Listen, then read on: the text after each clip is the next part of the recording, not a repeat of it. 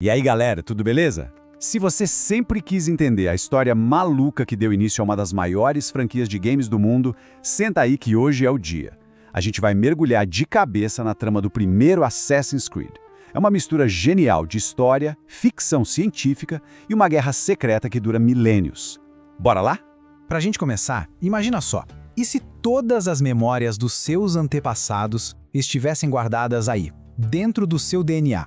E se alguém pudesse acessar tudo isso? Tipo, pra achar alguma coisa que, sei lá, pudesse mudar o futuro da humanidade. Pois é exatamente essa ideia maluca que dá o pontapé inicial pra tudo. Então vamos lá. O nosso guia nessa loucura toda é um cara chamado Desmond Miles. Pensa num cara normal, sabe, um bartender, vivendo a vida dele tranquilão no século XXI, até que, pá! Do nada, ele é sequestrado por uma corporação gigante e misteriosa, a tal da Abstergo Industries. E o motivo? Ah, é aí que a coisa começa a ficar boa. Mas por que raios eles pegaram um bartender? Bom, por causa dessa máquina aqui, o Animus. E o que o Animus faz? Basicamente, ele é o centro de tudo. De um jeito bem simples, ele escaneia o seu DNA e te joga pra dentro das memórias dos seus antepassados. É como um videogame de realidade virtual. Só que as fases são a vida de gente que já morreu há séculos. O lance é o seguinte, a Abstergo não tá nem aí pro Desmond. Ele é só a chave. O que eles querem de verdade são as memórias de um ancestral bem específico dele. Um cara chamado Altair Ibn Lahad. E ele não era qualquer um, não. Ele era um membro da Irmandade dos Assassinos lá na época da Terceira Cruzada. E é nesse momento que a gente é jogado pra trás no tempo. Estamos em 1191. E esse aí é o Altair, um mestre assassino no pico da carreira. O cara é bom, sabe? E ele sabe que é bom. E, bom, digamos que ele é um pouquinho arrogante demais. A gente já cai no meio da ação com ele, a missão é super importante, recuperar um tesouro misterioso no Templo de Salomão. Só que o Altair tá se achando tanto que ele simplesmente ignora todas as regras e vai direto pra cima do arqui-inimigo dele, Robert de Sablé, o chefão dos Templários. E o resultado? Desastre total. Um fracasso que vai custar caro pra caramba. E não foi um errinho qualquer, não. O cara conseguiu quebrar os 3 princípios sagrados dos assassinos de uma vez só. As consequências foram pesadas, um dos parceiros dele morre, e o outro, um cara chamado Malik, perde um braço na confusão e volta para a base dos assassinos, mas com um ódio mortal do Altair. Quando o Altair volta para Masyaf, que é tipo a base secreta dos assassinos, o mestre dele, o Al-Mualim, não passa a mão na cabeça não. Pelo contrário, ele pega o grande mestre assassino e rebaixa ele pro cargo mais baixo que existe, novato. Basicamente ele foi mandado de volta para ser o estagiário da firma. Imagina só a vergonha. Mas calma, nem tudo estava perdido. O Al-Mualim dá para ele uma chance de se redimir, de recuperar a honra e o cargo. Só que para isso, ele vai ter que encarar uma missão muito mais perigosa e importante do que qualquer outra que ele já fez. A tarefa é, entre aspas, simples. Ele precisa caçar e eliminar 9 pessoas. 9 figuras importantes que, supostamente, são as responsáveis por manter a guerra rolando na Terra Santa. A lógica é, se tirar esses caras da jogada, a paz finalmente volta para a região. E essa missão é gigante, tá? O Altair vai ter que viajar por 3 cidades enormes, Damasco, Acre e Jerusalém. Em cada uma delas, 3 alvos. É basicamente uma jornada épica de redenção e muita investigação.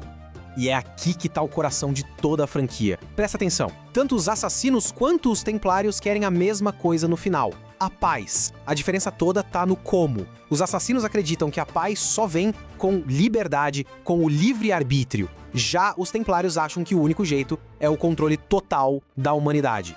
E conforme o Altair vai eliminando dos alvos, um por um, ele começa a sacar um padrão. Uma coisa muito estranha.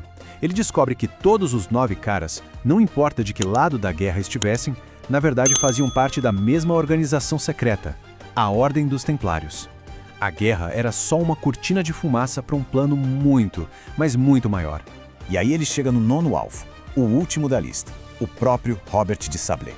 E é nesse momento que a história dá um giro de 180 graus. Tudo que o Altair pensava que sabia, estava prestes a virar pó.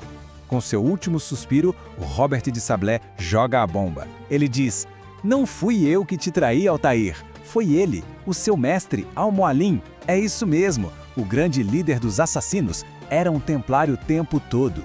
Ele usou o Altair como um peão no jogo dele. Tenta imaginar a cabeça do Altair nesse momento. O cara que te rebaixou, te deu uma missão de redenção, seu mentor, era o vilão o tempo todo. Sem nem pensar duas vezes, ele corre de volta para Masyaf para tirar essa história limpo. Chegando lá, o Al-Mualim nem tenta negar. Ele assume tudo e revela o que era o tal tesouro do início da história. Um pedaço do Éden. Um artefato super antigo de uma civilização que veio antes da gente, que tem o poder de criar ilusões. Ilusões tão reais que podem enganar qualquer um. E o plano dele? O plano era modesto. Usar esse artefato para controlar a mente da humanidade inteira. Acabar com o livre-arbítrio para forçar todo mundo a viver em paz. Na cabeça dele, religião, guerra, tudo isso já são ilusões. Ele só ia criar a ilusão definitiva. E como se tudo isso já não fosse loucura o suficiente, ele solta a maior revelação de todas. Sabe os grandes milagres da história? A divisão do Mar Vermelho, as 10 pragas do Egito? Pois é, segundo ele, nada disso foi divino. Foram outros pedaços do Éden sendo usados ao longo da história para manipular a gente. É claro que o Altair não aceita isso. Ele luta contra o antigo mestre numa batalha de ilusões e no final consegue vencer. E quando ele pega o artefato conhecido como a Maçã do Éden, a maçã ativa sozinha e projeta um holograma gigante do planeta Terra, mostrando a localização de vários outros artefatos espalhados pelo mundo. E com essa imagem, pimba, a gente volta pro presente. O Desmond reviveu tudo isso. A Abstergo conseguiu o que queria, o mapa com a localização dos outros pedaços do Éden. Missão cumprida para eles, certo? Errado. A história tá longe de acabar.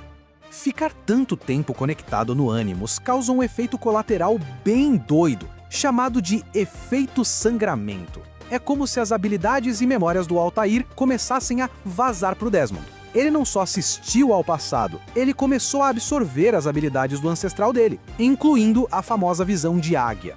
E com essa nova visão, o Desmond começa a ver o que mais ninguém vê.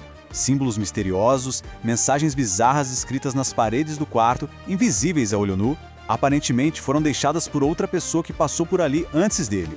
E todas essas mensagens apontam para uma data bem específica, 21 de dezembro de 2012. E é assim, com esse gancho absurdo, que o primeiro jogo acaba. A gente descobre que a Abstergo, os Templários de hoje, quer usar o mapa para achar os outros artefatos e lançar um satélite em 2012. Fica a pergunta, o que exatamente eles vão fazer? E quem foi que deixou aquelas mensagens sobre o fim do mundo? Ufa, que viagem, hein? E olha que isso foi só o começo de uma saga enorme. Se você curtiu essa explicação da história, já sabe, né? Segue o nosso canal Mais Play e ativa o sininho para não perder os próximos capítulos dessa história. Valeu e até a próxima!